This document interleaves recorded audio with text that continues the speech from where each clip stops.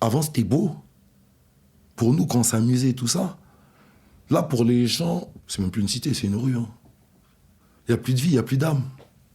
C'est vide, il n'y a rien. C'est super beau, mais c'est pas vivant, par contre. Le terme, je vais utiliser le terme, c'est un cimetière. C'est mort.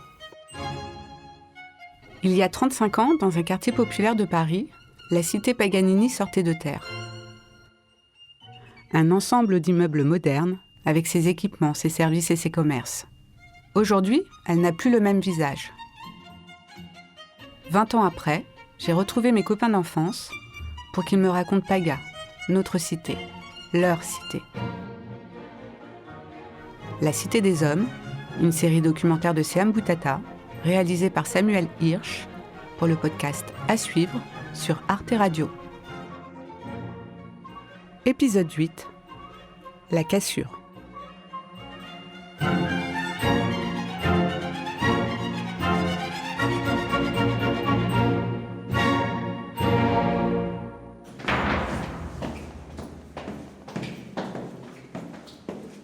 Quand je suis arrivé, c'était flambant neuf.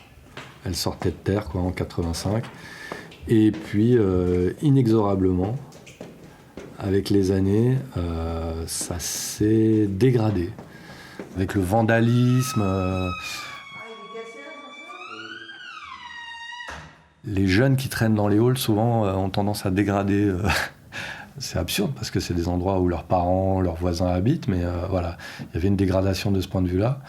Et puis sinon, comme dans toutes les cités, il y avait du trafic.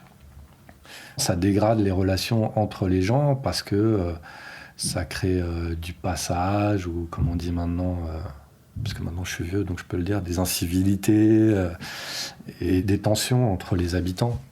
Du coup, pour remédier à ça, je pense que l'office de HLM a commencé à fermer un peu. C'était une cité assez ouverte. Pour éviter qu'il y ait des scooters qui passent sans cesse, ils ont commencé à mettre des barrières partout. Donc peu à peu, ils ont érigé des barrières métalliques pour empêcher de passer à tel endroit, pour empêcher de jouer au foot contre un mur, par exemple. Parce que souvent, pour faire des buts, tu prends un mur, tu dessines une cage où tu mets 2 manteaux, et puis toi, t'en as rien à foutre, tu tires comme un malade, mais par contre, le locataire qui habite au-dessus et qui entend boum, boum, boum toute la journée, il pète un câble. Donc après, ils mettaient des barrières pour plus qu'on puisse faire ça. Donc petit à petit, il y avait des barrières partout. Moi, je trouvais que ça défigurait un peu le truc, mais je pense que c'est en mieux pour les gens qui vivent là. En moins bien, sans doute, pour les jeunes qui n'ont plus... cet endroit pour se retrouver, pour jouer, pour partager, pour vivre, quoi. Ils ont tout barricadé. Ils ont fait ça bien, très proprement, très joliment. Ils ont planté énormément, mais ça ressemble plus à ce que c'était avant, quoi. Moi, quand je vais là-bas, je reconnais pas la cité de mon enfance, mais alors pas du tout. Ma mère y habite toujours, ouais. Quand j'y vais, je ne peux pas m'empêcher de regarder d'une part mon bâtiment. J'ai encore des réflexes d'enfant de regarder par la fenêtre, comme quand je rentrais pour voir si j'avais mes amis par la fenêtre. Et maintenant, c'est vrai que je me retourne moins souvent pour regarder derrière moi, puisque maintenant il y a des grandes barrières juste devant chez ma mère qui ne nous permettent plus d'accéder, à avoir ce couloir de visibilité qu'on avait au début de la cité. Ce qui fait qu'on est en fait un peu cloisonné, qu'on a une sorte de petit couloir, comme une sorte de parcours qu'on ne peut pas éviter, qui ne me permettent pas d'explorer d'autres aspects de cette cité. Donc du coup, je reste focalisé sur mon immeuble, sur les regards que j'ai chez des amis d'enfance qui habitent au 7e étage. C'est comme des réflexes, en fait, je ne m'en rends même pas compte, je trouve que ça se fait instinctivement. Et donc ce regard, effectivement, c'est beaucoup de nostalgie, parce que du coup, cette cité, elle fait maintenant plus prison, je trouve, avec ses barrières. Donc forcément plus calme, parce qu'il n'y a plus personne qui circule à l'intérieur. Et ça amène, je trouve, une espèce d'individualisme, parce que les blocs ont été compartimentés. Donc il n'y a plus cette cohésion qu'on avait avant, où tout le monde était connecté. Donc maintenant, il y a des blocs compartimentés, chacun rentre dans son bloc de bâtiment, il ne traverse plus la cité, il peut voir tout le monde pour rentrer chez lui, il rentre directement chez lui.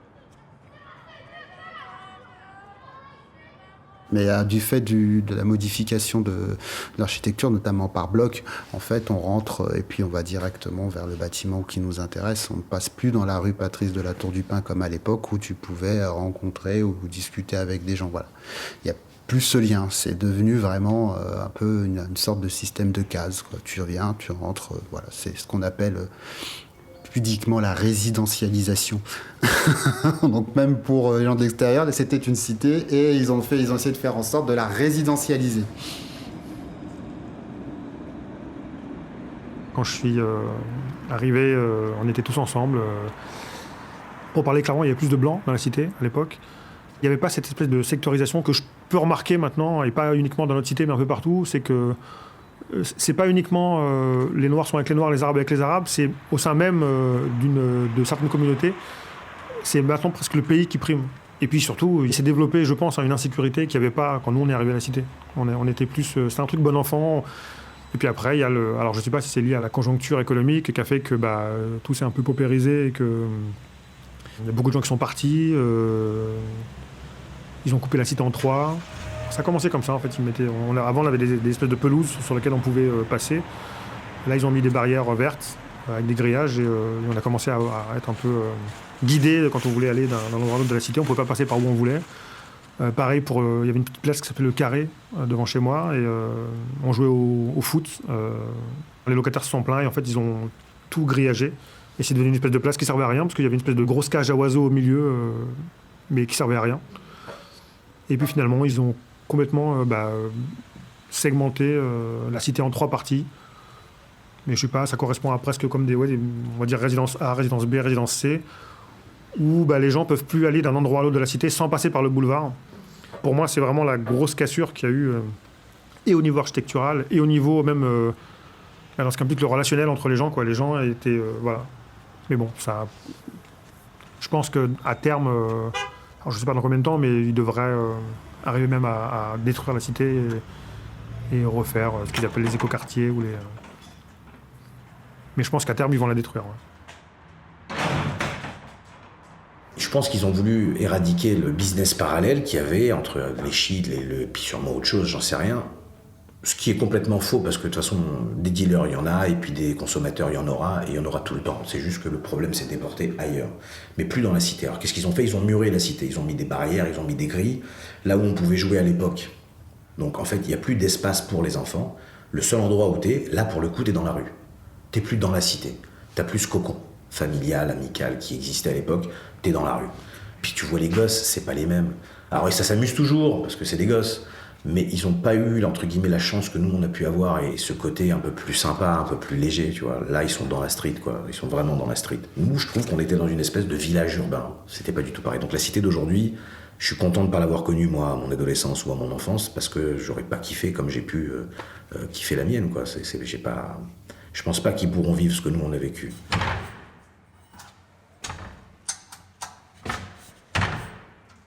Au départ, c'était une cité ouverte qui est devenue un bunker, enfin un coffre-fort, quoi. C'est fort à la mot, j'en sais rien. Ils ont fait des sortes de tranchées, quoi. À partir de ce moment-là, tu reconnais plus où t'habites, c'est plus la même chose, il n'y a plus de cohésion, il n'y a plus rien, chacun est dans son coin. Ceux de l'immeuble là-bas, ils parlent plus à ceux de l'immeuble là, alors qu'au départ, tout le monde se parlait, je te dis, d'une extrémité à l'autre. Donc ça aussi, c'est parce que la cité avait une mauvaise réputation au bout d'un moment avec l'évolution. Au début, quand on est arrivé, tout allait bien. Et puis après, il y a les histoires de gangs, les histoires de cité contre cité. J'étais de la partie, donc je peux pas dire que j'y suis pour rien. Mais moi, je sais que dans mon immeuble, il reste encore au moins 30% des mêmes personnes depuis donc 30 ans maintenant. Il y en a quand même qui sont restés. Et après, les nouvelles familles, moi, je te dis, dans mon palier, les 2 familles qui ont changé, c'est des Arabes et des Noirs qui sont arrivés. Moi, quand je vais en bas de la cité, et ça peut être intéressant, il y a toujours une tête d'un ancien. Mais la bande de petits, je peux pas aller. Je les connais, je les reconnais pour certains. Mais si t'es plus là depuis 5 ans, 10 ans, t'arrives pas comme ça en bousculant les petits, je suis désolé, c'est comme tout. Eux, ils sont là tous les soirs, ils ont leur life, leur histoire, leur ceci, leur cela. Mais nous, on avait vraiment toutes les générations mélangées. Là, j'ai l'impression que c'est moins net, il y a peut-être un peu moins de monde quand même, parce qu'ils ont partitionné la cité vraiment avec des grilles. Ils l'ont cassé, quoi, et ça joue, hein.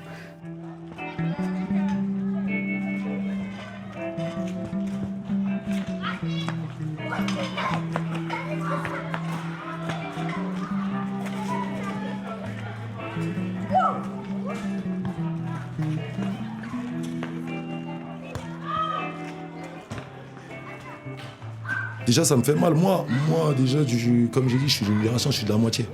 C'est-à-dire, je suis pas des plus grands, je suis pas des plus petits. C'est-à-dire, les plus jeunes, ils me connaissent. Mais quand je vois les plus grands, ils peuvent passer, mais ils rentrent là, il y a un plus jeune, il va dire, t'es qui? Il va dire, tu regardes quoi?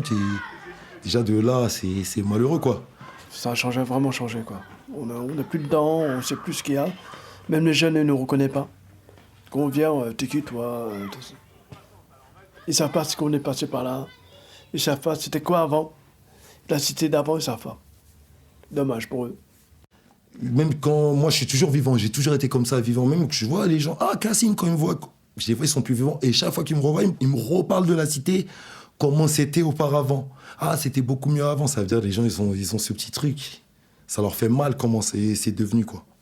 Moi, je me rappelle qu'à un moment, je m'étais embrouillé avec ma femme, je suis reparti. Donc j'étais dans le 16e, je suis reparti dans le 20e, mais je suis revenu dans la cité.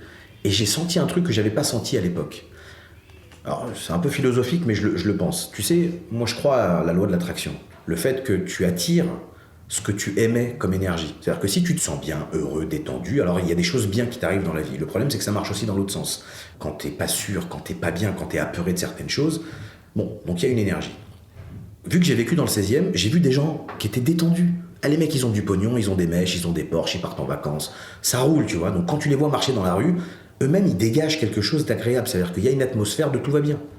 Quand je suis arrivé dans la cité, vu que t'as des gens qui subissent la vie, et c'est pas pareil. Tu les vois, ils marchent dans la rue, ils sont morts déjà, ils sont fatigués. Ils subissent la vie parce qu'ils gagnent pas assez d'oseille, ils ont pas d'aisance, il y a sûrement pas de vacances, les vêtements, ils se les changent vraiment quand il y a des trous. Donc il n'y a pas cette dynamique de je vais bien. Il y a cette dynamique de putain, c'est fatigant, tu vois. Et donc j'étais angoissé. C'est-à-dire qu'à un moment, je me suis retrouvé dans ma propre cité. 20 ans après ou 15 ans après, je dis mais je peux plus vivre ici en fait.